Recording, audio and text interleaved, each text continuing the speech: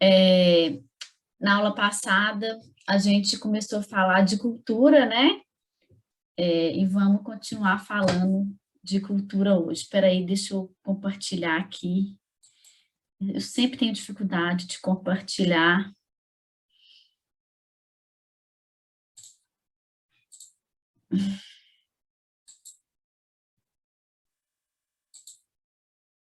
Acho que foi.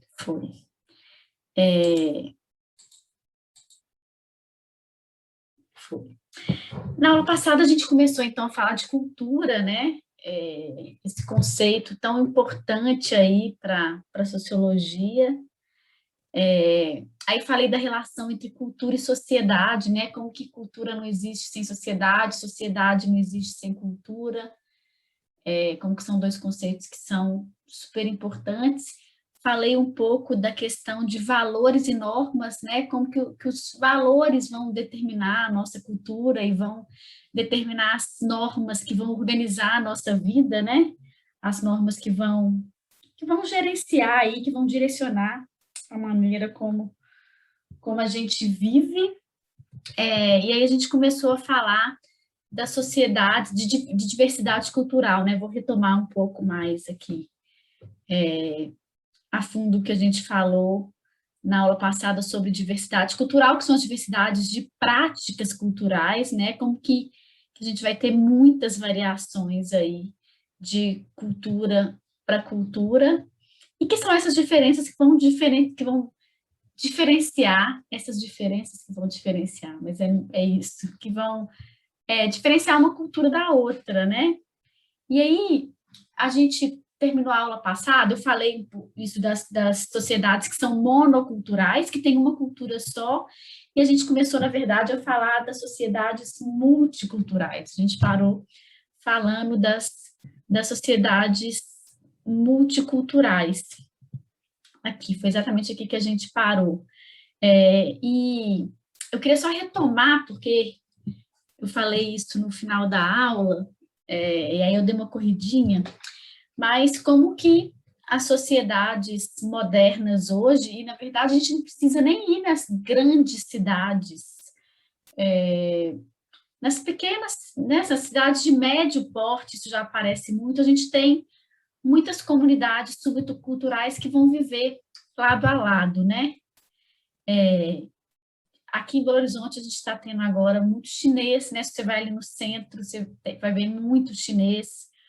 Tem sírios que estão chegando, né, por causa da guerra, haitianos que estão chegando. Belo Horizonte não é uma cidade que, por tradição, tenha muito essa. Não é uma cidade de imigrantes como São Paulo, por exemplo, né? Porque a gente está. Porque não é uma cidade tão grande quanto São Paulo, e porque a gente está no lugar do mapa, né, muito central. Então, por exemplo, uma migração que a gente tem muito para o Brasil hoje é a migração de venezuelanos. Mas a imensa maioria desses venezuelanos que chegam no Brasil estão lá no norte, porque é onde eles fazem fronteira, né? Então, Minas Gerais, ele é um estado que está muito no meio do mapa do Brasil. Então, nem tem essa facilidade geográfica. E aí, essas três imagens que a gente tem aqui, que é um bairro que, né, aparentemente chinês, o do meio indiano e a direita italiano, são três bairros de Nova York, né? Que é uma grande metrópole aí, e que eu nunca fui, mas eu imagino que se a gente chegar nesses bairros, as pessoas nesse bairro chinês vão estar falando chinês, no bairro indiano vão estar falando indiano, e no bairro italiano vão estar falando italiano, porque são redutos mesmo aí dessas culturas. E aí surgiu um termo que é importante a gente pensar, que é subcultura. A gente tem que tomar muito cuidado, porque esse sufixo aqui, sub, muitas vezes parece que é menor, né, ou que é pior, e não tem nada a ver com isso. Subcultura aqui não tem a ver com ser pior. É só uma parte, um grupo específico, né? Uma subdivisão, aproveitando aí esse sufixo. Então, as subculturas, elas não vão se referir apenas a grupos étnicos ou linguísticos.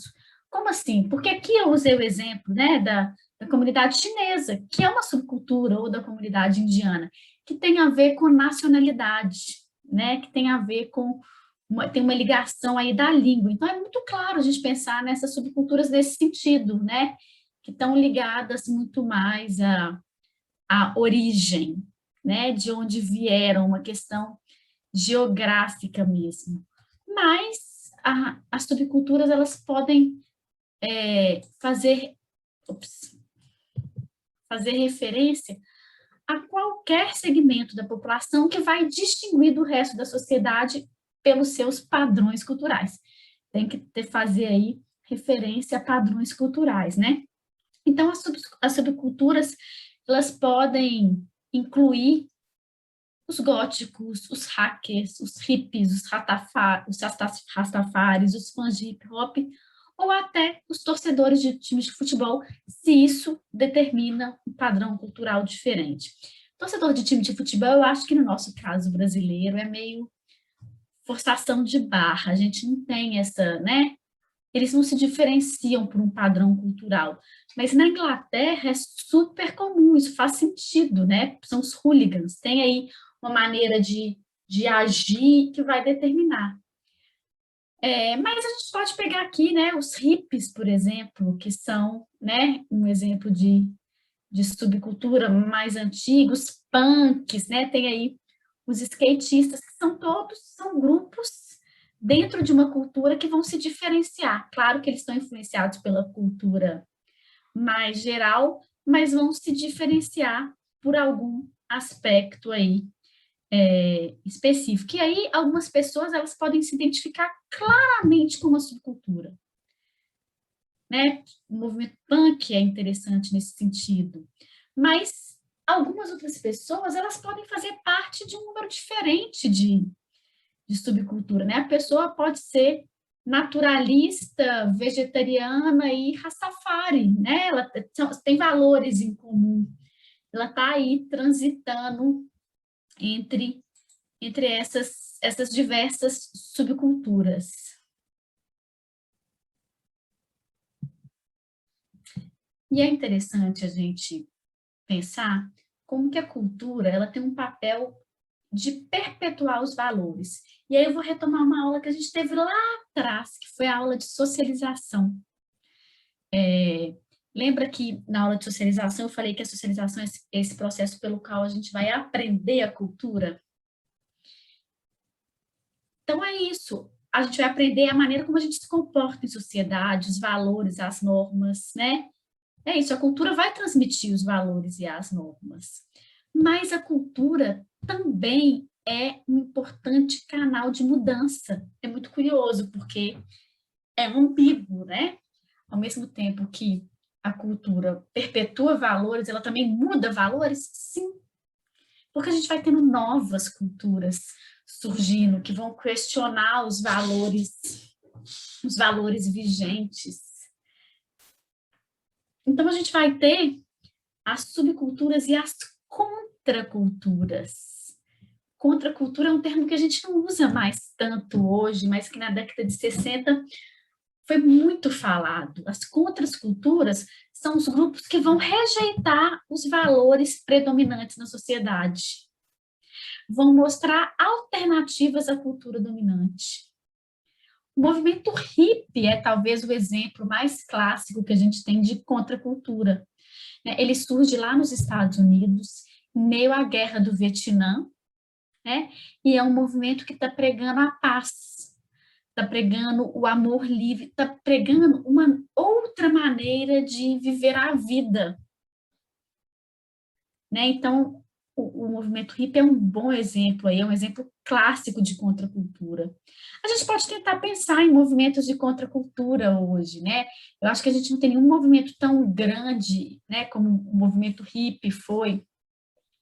O movimento punk, na década de 80, foi um movimento de contracultura, né? Muito menor que o movimento hippie, mas estava aí questionando os valores vigentes.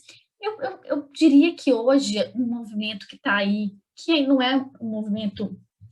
Tem muitas pessoas adeptas desses valores, mas enquanto o movimento não é um movimento ainda muito forte, mas que é o veganismo, né?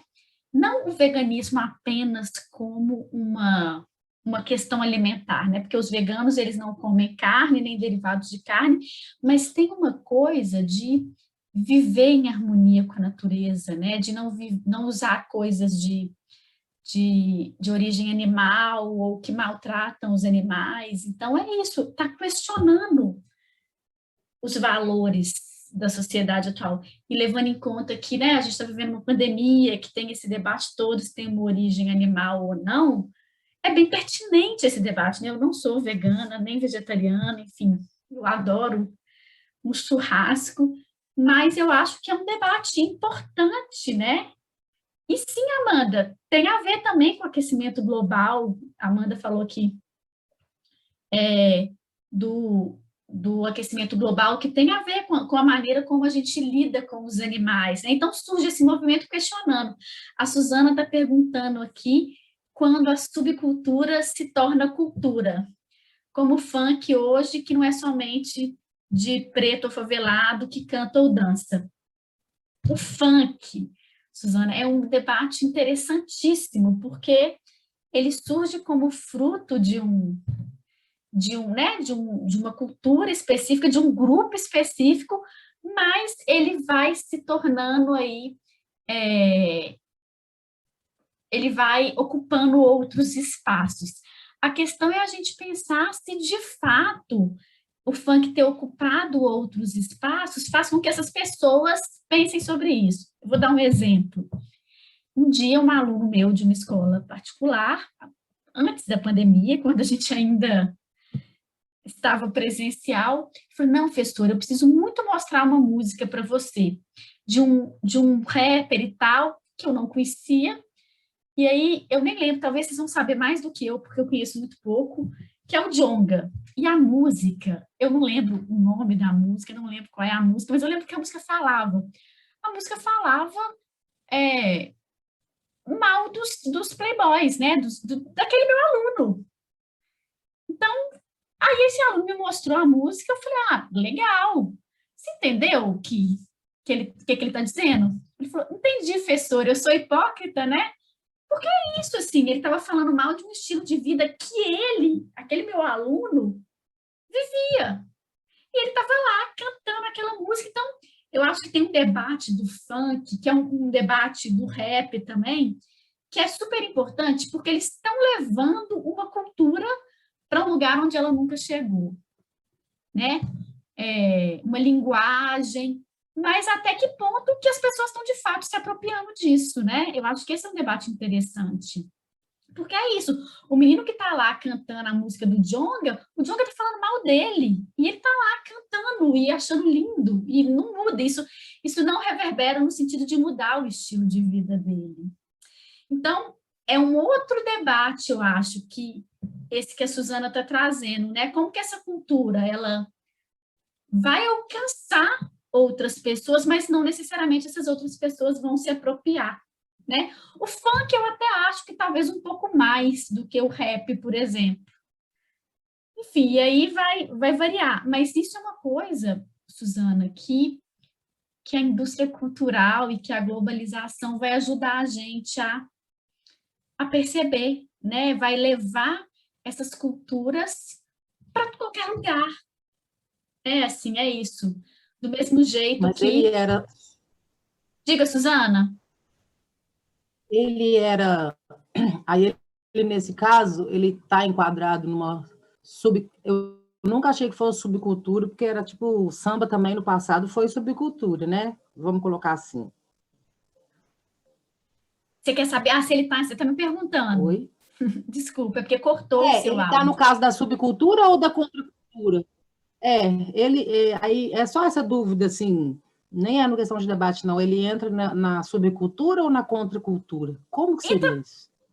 Depende. Aí, porque a gente não consegue dizer, por exemplo, que o funk tem um discurso uniforme, né? Eu diria que o funk vai entrar mais como subcultura do que como contracultura, porque não está, de fato, questionando uma ordem vigente, sabe? Assim, não tem Entendi. um discurso único. A gente pode pegar músicas do funk que são extremamente machistas, ou seja, não estão questionando nada, mas tem músicas do funk que estão questionando o machismo. Então, é uma subcultura, com certeza, uma grande subcultura, porque, né, muita gente está aí acessando, mas eu não diria que chega a ser uma contracultura, não. Pode ser, pode chegar a ser. O rap talvez esteja muito mais próximo de ser uma contracultura do que uma subcultura, porque tem um questionamento um pouco mais real que o funk. Mas aqui eu estou falando, Suzane, e aí você pode me corrigir, eu não conheço tanto o funk, sabe? Assim, eu estou falando mais desse funk que chega mais, assim, que toca mais no rádio, na televisão, porque não é uma música que eu escuto tanto, para te falar a verdade. Então, até gosto, mas não conheço muito. Mas esse funk mais que a gente fala mais mainstream, que é esse que está aí na televisão e tal, eu acho que não tem questionado muito a cultura dominante. Mas se eu tiver enganada, vocês, por favor, me corrijam. Não, não, professora, não é nem nesse sentido de certo ou errado, não. Era só porque eu fiquei nessa dúvida dentro disso que você explicou, se, por exemplo, cai no Enem, um exemplo, e eles dão um exemplo do funk, em qual categoria a gente colocaria esse gênero? Assim, Não porque no caso, vai. Eu acho no que caso que você está falando, na não verdade, por vão exemplo, ser. o movimento hippie, o movimento hippie, ele é todo um conceito de comportamento, de filosofia e tal. Aí agora eu entendi o que você falou. E o funk seria, entre aspas, somente um ritmo. O funk até é um movimento, sim, cultural, porque não é só o ritmo, né? Tem uma coisa aí de um estilo de vida, de como as pessoas se vestem e tal. Então, é uma subcultura, sim. Só não é uma contracultura, porque não está questionando exatamente a ordem vigente. O Ryan, aí Eu entendi. vou responder a pergunta dele, Suzana, porque aí pode ajudar aqui no nosso debate. Ele está perguntando sobre o movimento LGBTQ, se ele é considerado uma contracultura. Aí eu vou terminar de ler a pergunta. Já que mesmo que ser LGBT seja normal, essas pessoas fogem do padrão cisnormativo. O Ryan, eu sempre acho que eu estou falando seu nome errado, tá? Por favor, me corrija se eu tiver. Essa é uma pergunta bem interessante que eu acho que não tem uma resposta pronta exatamente, porque é um movimento que eu acho que tem um questionamento, sim, da ordem vigente, então vai um pouco nessa onda da contracultura, mas ele está específico nessa questão de gênero, né? Então, acho que a gente pode se dizer que é uma contracultura, mas é diferente desses movimentos que são mais globais, que querem mudar, mas estão, de fato, questionando aí a ordem vigente, né? E não tem a ver com ser normal ou não. Essa palavra a gente tem que tomar muito cuidado ao usar. Tem a ver com ser predominante, com ser dominante, né? Assim, qual que é a cultura que domina na nossa sociedade? Suzana, você está confusa com a diferença entre subcultura e contracultura, é isso? Aí agora me veio essa questão do movimento LGBT também, porque, sei lá, você assiste televisão, aí tem sempre o que é bonito. Eu sempre usei o cabelo sem alisar, mas eu sempre escuto, estou te dando só um exemplo para você entender, porque eu realmente me confundiu. Aí eu sempre ouvi daqui da minha casa, arruma o cabelo, eu falava, gente, meu cabelo está arrumado, porque ele está penteado e lavado com shampoo e com creme. Aí hoje, quem me falava para arrumar o cabelo também usa o cabelo crespo. Aí eu falo, tá, aí é porque a televisão começa a falar, Beyoncé fala que é bonito, todo mundo, é bonito mesmo e tal. Mas aí tudo aquilo que foge do normal, o punk foge do normal. Se alguém na televisão começar a usar o cabelo punk, todo mundo vai achar bonito. Aí me veio essa coisa do movimento LGBT. Os LGBT já existem desde antes de Jesus Cristo.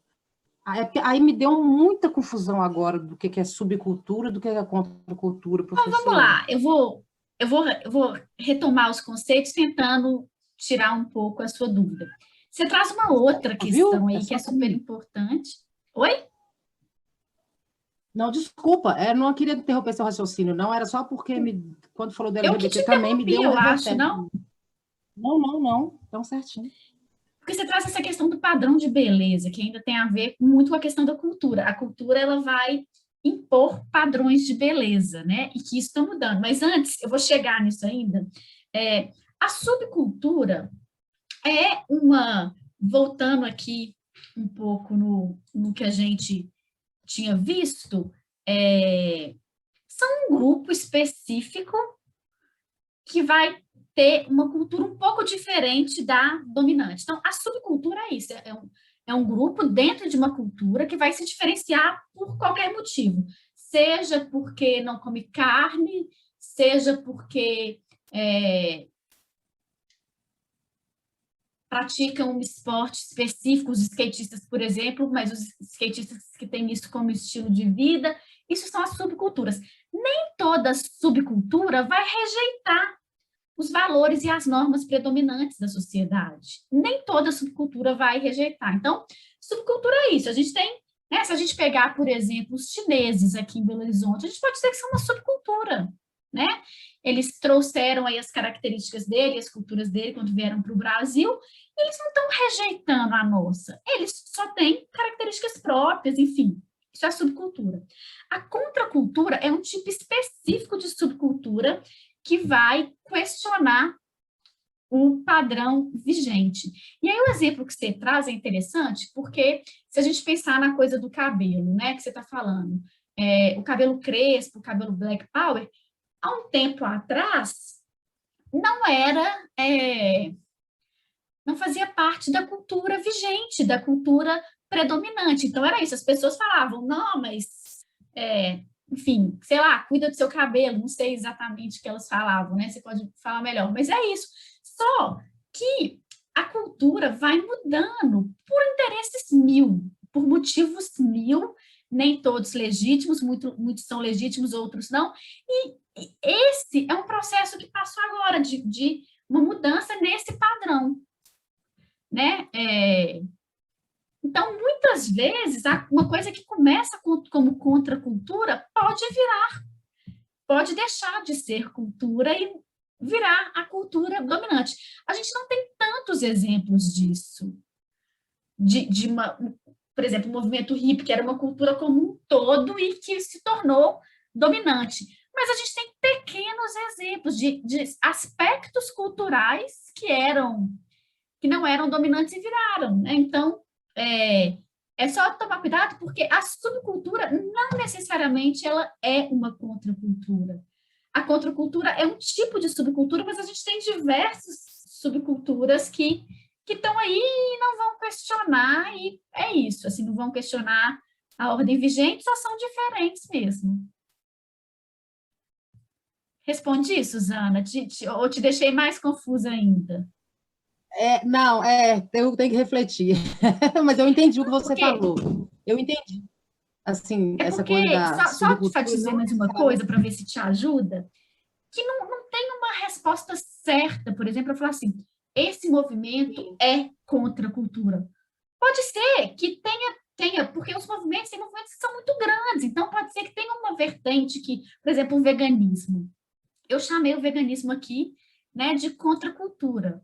Não existe consenso sobre isso, porque o movimento vegano é gigantesco, no sentido de que tem em vários lugares de maneira diferente. Então, pode ser que tenha uma parte que vai ser contra um grupo que está questionando tudo e que vai ser contra a cultura, outra parte não. Então, assim, pode ficar tranquila, porque não vai ter exatamente uma pergunta tão específica sobre isso. Eu vou trazer para vocês questões sobre isso. O Enem gosta muito de trabalhar a cultura, vou trazer, mas que não vai ter tão específico assim, porque tem movimentos que não são consensos se são, nem dentro do próprio movimento, se são de fato uma contracultura. Entendeu? Entendi, professor. Entendi. Então, assim, por exemplo, Obrigada. o funk. O funk pode ter gente que acha que é contracultura, pode ter um grupo que acha que é contracultura, que estão questionando, mas ao mesmo tempo não necessariamente, porque tem um outro grupo ali que está fazendo as músicas que não questionam, que são machistas, sei lá, entendeu? Assim, então, não tem nem todo movimento vai ter uma resposta certa. É contracultura ou não é contracultura?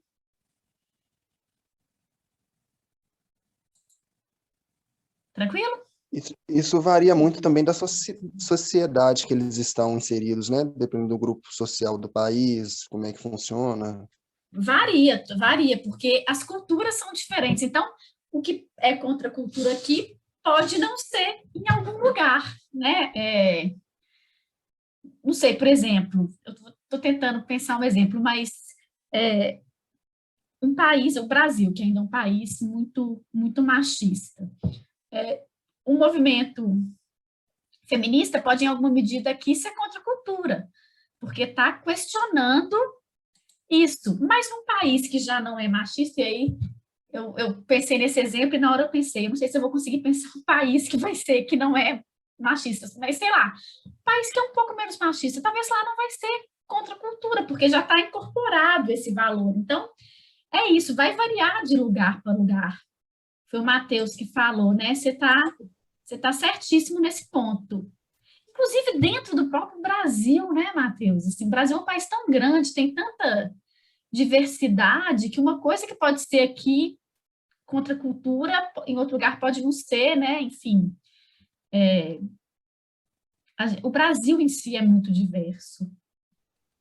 Você viu o caso do médico que foi preso no Egito, professora? Vi. Entra um pouco nisso aí? Porque ele fez uma piada meio Entra. ridícula, mas se fosse brasileira, teria rido e achado engraçado. Lá ele foi preso. Exatamente. E só deu tudo o que deu porque um pessoal de um movimento se incomodou. Né? Aqui no Brasil, provavelmente, talvez não tivesse dado em nada mesmo, mas é porque lá é um país diferente, que tem uma cultura completamente diferente, e que aí um certo grupo ficou extremamente ofendido. E ele ainda encostou a mão no ombro dela, é como se ele tivesse, tipo, tirado a roupa dela. Foi uma coisa para eles lá, foi Total. muito pesado. O contato lá é muito Entra nessa diferente, coisa né? de contracultura? Uhum. Oi? Seu áudio cortou Entra no nessa coisa de final? contracultura? Essa, Não, essa reação deles lá, diferente da nossa reação, seria contracultura? eu não diria que é uma contracultura, Suzana, porque foi uma reação a uma coisa, não sei se tem um movimento, né? Foi um grupo, uma ONG feminista que reagiu. Então, não sei se eu poderia dizer que isso é uma contracultura, porque eu não conheço a realidade lá para saber se existe um movimento real de contracultura, entendeu?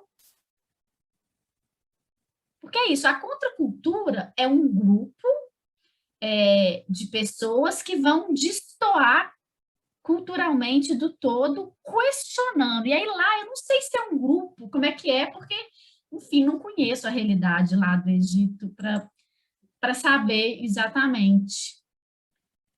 Mas, por exemplo, então vou dar um exemplo um pouco mais real que tem a ver com essa coisa de países. A Alemanha tem um movimento a favor dos animais muito mais forte do que aqui no Brasil. Muito mais forte. Então, poderia acontecer a mesma coisa, só que ao invés de ter sido com, né, uma mulher podia ser alguém que foi para a Alemanha e fez alguma coisa ofensiva para esse movimento. Aí, lá eu sei que existe esse movimento real, questionando a maneira como as pessoas lidam com os animais, mas no Egito eu não sei, por isso que eu não sei responder sua pergunta. Eu entendi.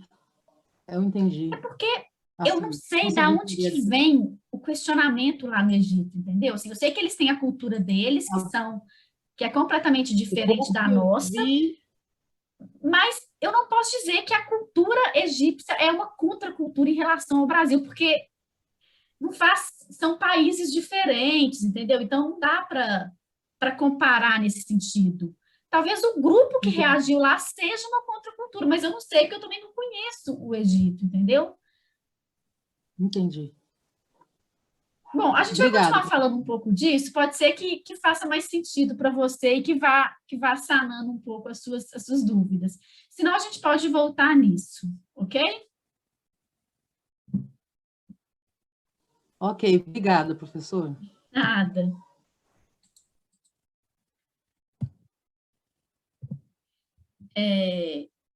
Então, esses grupos de pessoas que estão aí questionando o estilo de vida, que estão propondo uma maneira diferente de viver, podem provocar mudanças de fato, né? Então, as subculturas, elas, de alguma maneira, são esse lugar onde as pessoas vão conseguir agir, né? Segundo suas opiniões, segundo o que elas acreditam. E aí, o Ryan trouxe essa coisa do movimento LGBT, e eu acho que é interessante aqui nesse exemplo, porque foi um movimento que começou com... As pessoas foram ali mostrando diferenças, mostrando uma liberdade, e isso foi, de alguma maneira, se tornando mais comum, as pessoas aceitam um pouco mais, né?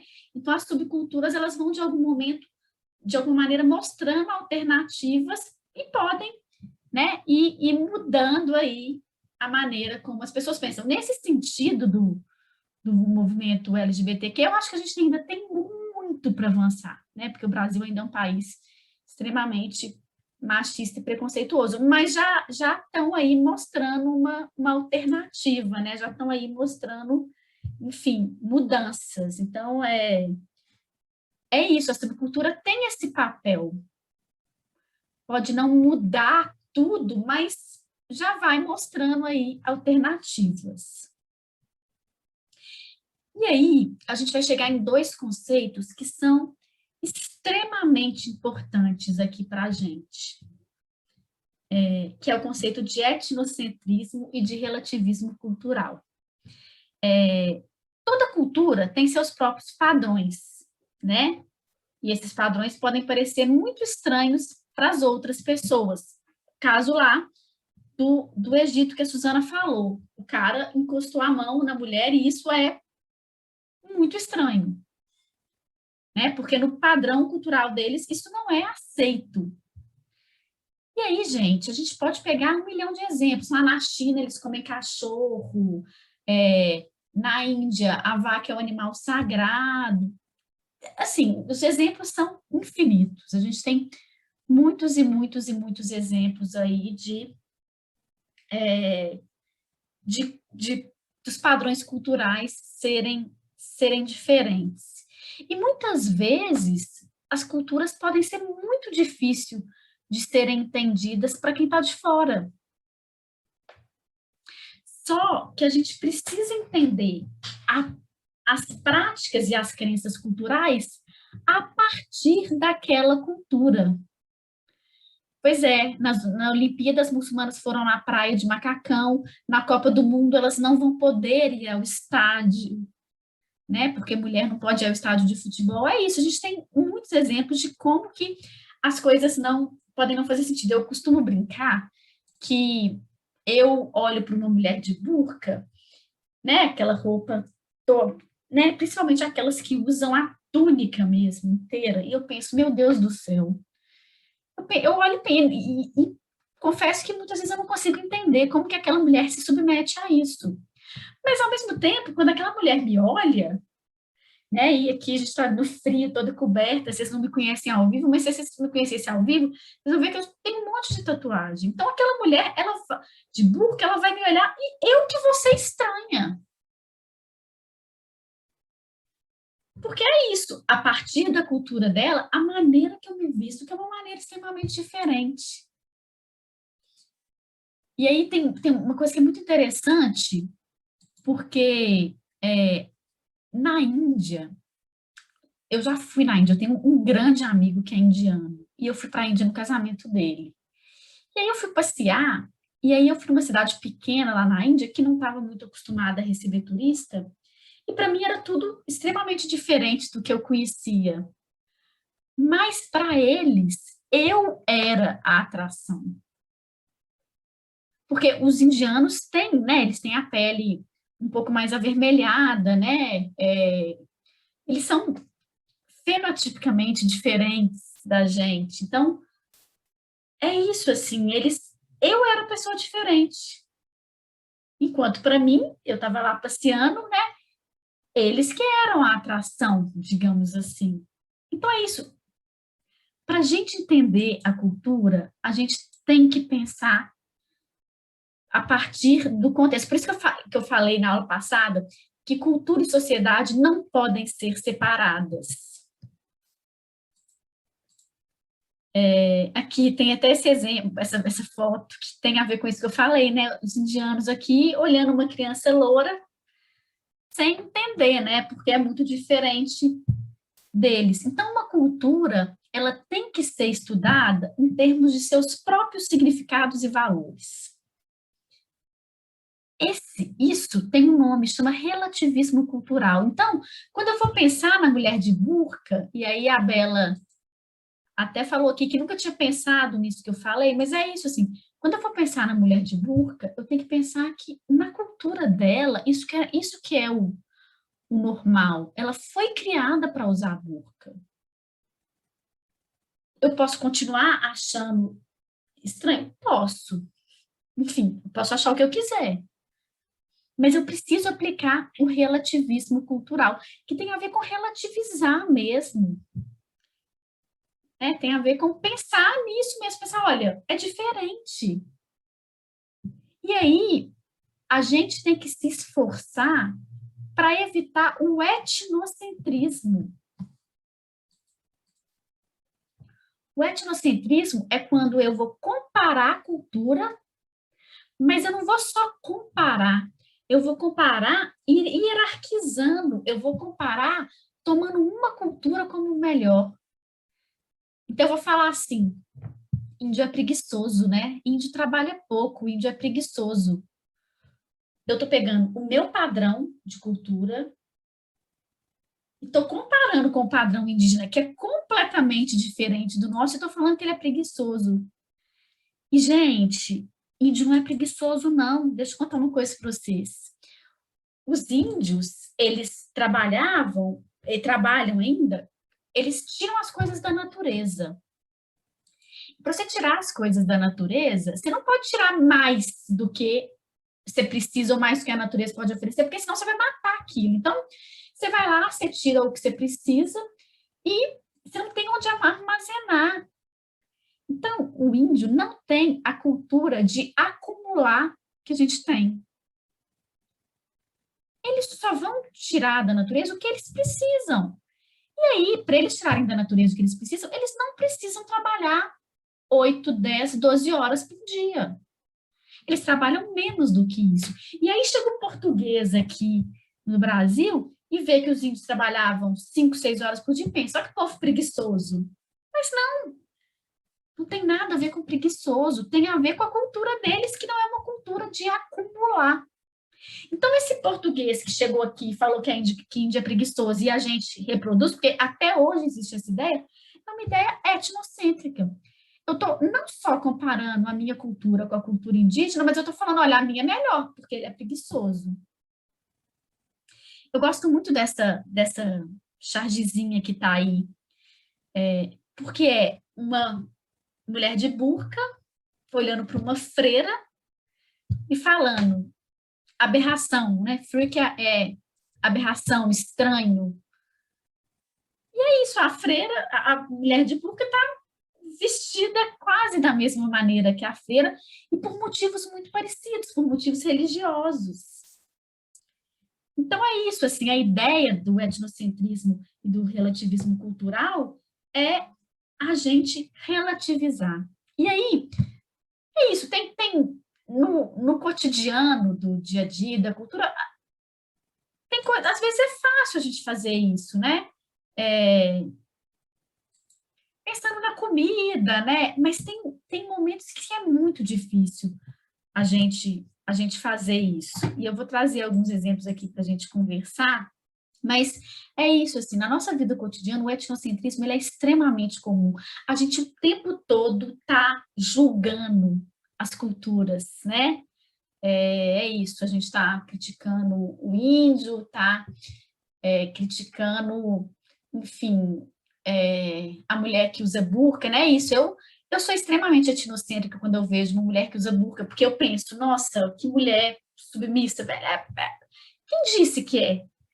Né? Quem disse que ela é submissa? Pode ser a escolha dela. E as culturas, gente, elas variam muito. Elas variam muito. Então, a gente vai ter que o tempo todo lidar com essa questão aí do relativismo cultural e do etnocentrismo. Olha, eu peguei aí 4 exemplos de mulheres em culturas diferentes, eu poderia ter trazido muito mais, né? Aí as mulheres de burca, as índias, né? As indianas, as japonesas, que são estilos de vida completamente diferentes. Só que a maneira como elas se vestem está ligado à cultura que elas vivem. Então, Professora? eu posso... Alguém fala alguma coisa? Não, é só porque eu ia te falar uma coisa da burca. Eu tenho uma amiga minha, ela mora na França hoje em dia, e aí ela me falou que há alguns anos atrás o governo francês proibiu as muçulmanas de usarem burca nas escolas. E que tinha um índice terrível. Foi muito confuso, porque as meninas que eram obrigadas a tirar elas, na verdade, elas não usavam burca, elas usavam só o lenço com o rosto tampado. As meninas estavam falando com elas que é como se elas estivessem nuas. O fato de mostrar o cabelo é como se tivesse tirado a roupa. Assim, eu também achei surreal isso, mas a sensação de tirar a roupa e da gente, do jeito que a gente está, alguém te obrigasse a sair sem roupa na rua. De tão... Entra um pouco nisso que você falou. Sensacional, Suzana. Esse exemplo é muito bom, porque é isso. Existe uma lei na França que proibiu as mulheres de usarem o véu. É uma lei. Se elas usarem o véu, elas pagam multa. E aí tem toda uma justificativa que é para as pessoas não esconderem o rosto, porque para evitar ataques terroristas. E olha como é que já está aí o etnocentrismo. Essa lei, ela está dizendo que as mulheres, que os árabes são mais terroristas, porque proibiu as mulheres de usar chapéu e óculos escuros. Porque é isso, uma mulher que sai de chapéu e óculos escuros pode ser que ela tampe mais o rosto do que uma que está usando véu. E aí, essas mulheres que usavam véu, elas tinham que pagar uma multa lá na França. E é exatamente isso que a Suzana contou para a gente. As mulheres, elas falavam, olha, eu só quero professar minha fé. Eu saí sem véu, é isso, é como estar saindo pelada. Então, é muito engraçado, na verdade é zero engraçado, é muito trágico como às vezes as leis elas são etnocêntricas. E aí eu vou contar um caso para vocês muito polêmico, se vocês quiserem depois eu disponibilizo o link de um vídeo sobre isso para vocês, que é uma coisa que acontece aqui no Brasil também, aí, que tem a ver com a questão indígena. Que tem um nome que eu odeio, que é um nome que a gente deu, e que já mostra todo o etnocentrismo, que é o infanticídio indígena. Tem algumas aldeias indígenas, isso já até está existindo muito pouco, tem tido um trabalho de convencimento para tentar acabar com essa prática, mas nas aldeias indígenas, crianças, por exemplo, que nascem com deficiência, e aí é um monte de coisa, gêmeo, enfim, na cultura indígena, eles consideram que essa criança, ela não tem alma. Por exemplo, um gêmeo divide a alma. E aí, muitas vezes, eles matam essa criança. E para a gente, isso é a coisa mais bizarra do mundo, né? Matar uma criança. Só que isso, gente, é uma prática milenar deles e tem a ver com a cultura deles, é isso. Tem grupos indígenas que são nômades. Então, uma criança que não consegue andar, por exemplo, ela pode não conseguir sobreviver. Ou Amanda, depende. A Amanda está perguntando se escolhe ou se matam. Depende de aldeia, varia de aldeia para aldeia. Hoje essa é uma prática que nem acontece tanto mais. Mas é isso, assim, qual que é o limite quando está mexendo com essa questão da vida? E aí tem um outro exemplo também que é muito polêmico, né? Esses são os grandes exemplos polêmicos aí do etnocentrismo. Na África tem a prática da circuncisão feminina. Em algumas culturas africanas, né? Falar na África, já estou sendo aí etnocêntrica, né? Estou pegando todos os países e colocando no mesmo bolo. Em algumas culturas, as mulheres, quando chegam numa certa idade, adolescentes, cortam o clítoris delas. Essa é uma prática, elas Isso diz delas estarem se tornando adultas, enfim. E um grupo internacional resolveu intervir nesses lugares para evitar isso. Só que o que acontecia? Muitas meninas passaram, então, a fazer isso escondido, porque elas queriam fazer, e aí elas morriam, porque estavam fazendo escondido. Então, esse grupo que foi para lá viu que, às vezes, era melhor ensinar a fazer corretamente, mesmo não concordando, do que simplesmente proibir. Porque elas iam continuar fazendo, iam continuar morrendo. Então, às vezes, é melhor você ensinar, respeitar a cultura e ensinar a fazer de um jeito ok, do que mudar isso. Tem alguns casos que são muito extremos, né? Eu dei o exemplo da China, que a gente come cachorro, que lá na China as pessoas comem cachorro. E isso para a gente é um grande absurdo, né? Mas para os indianos é um grande absurdo a gente comer carne de boi. E assim por diante, né? A gente pode ter milhões de exemplos. E aí, a ideia é que ninguém precisa, de fato, achar certo, né, matar uma criança que acabou de nascer, né? Mas é entender que vem de uma cultura e conseguir conversar sobre isso, né? É isso, por exemplo, que as autoridades brasileiras estavam tentando fazer. Conversar com a aldeia indígena, explicar, e muitas vezes falar assim, ok, não tem jeito mesmo dessa criança ficar, então a gente dá ela para a gente, né? Para adoção, para o que for, enfim, porque é isso, né? Tem que ter essa prática do diálogo, o relativismo cultural, ele é essa tentativa mesmo de dialogar, né? De tentar tornar as culturas, não é diminuir fronteira, nada disso, mas entender, né? Acabar com essa hierarquização e com esse juízo de valor que muitas vezes acontece aí entre as culturas. Então, a ideia é que a gente tenha esse esforço cotidiano de praticar o relativismo cultural, né? Que a gente evite ao máximo ser etnocêntrico. É fácil? Não. Eu sou etnocêntrica em muitos momentos, muitos momentos. Talvez vocês podem ter achado que eu fui aqui quando eu falei que tem músicas que eu generalizei dizendo que o funk é machista. Talvez não seja, né? É isso. Muitas vezes o etnocentrismo tem a ver com uma visão deturpada que a gente tem, né? Eu não conheço aquela cultura o suficiente para falar, então eu estou, né? Estou falando do pouco que eu conheço, estou falando errado. Então é isso, a gente tem que ter esse exercício o tempo todo de relativizar. Tranquilo, gente? Olha só, uma boa notícia que eu não dei no início da aula, eu já atualizei o nosso Drive, todas as aulas estão lá, ok? Todos os PowerPoints de todas as aulas, eu estou devendo a vocês uma lista de exercícios, então eu vou aproveitar agora que a gente falou de cultura e vou disponibilizar para vocês essa lista de exercício com exercício tanto de sociologia clássica, Marx, Weber e Durkheim, e de cultura, socialização. Tem muita questão de Enem legal que fala de cultura, que fala de socialização. As questões do Enem de cultura são muito legais. Então, eu vou disponibilizar essa lista para vocês, tá? No máximo até a aula que vem já vai estar disponível. Eu estou devendo isso para vocês, senão a gente deixa acumular demais e, enfim, não fica tão... Então, né? É bom a gente ir parando um pouquinho para ir fazendo os exercícios.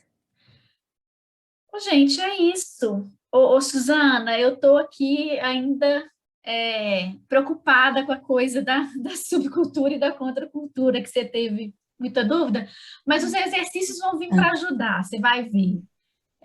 Eu acho que... Não, mas deu para eu, mas eu acho que eu tenho que pensar mais, mas deu para eu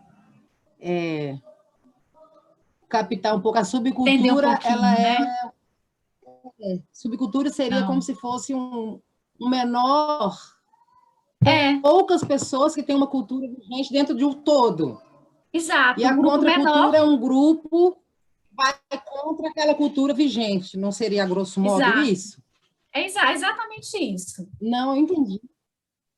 Sim, Então, sim, maravilha. sim. Então, ô, gente, o professor de matemática não chegou ainda não, né? Cheguei, eu tô aqui. Ah, Fernanda, desculpa, eu tô aqui Sem conversando com problema. eles. É porque no horário tava que era o João, e aí eu... Acho que é o Lucas que tá anotado lá. Lucas, Ô, Fernanda, É, desculpa, não vou sem esquecer problema. mais. Preocupa não, preocupa não. Ô, gente, então a gente se vê daqui a 15 dias. Desculpa aí ter roubado um pouquinho de matemática. Sem problema. Depois eu desconto. Tá bom. Obrigada, professora. De nada, um abraço para vocês.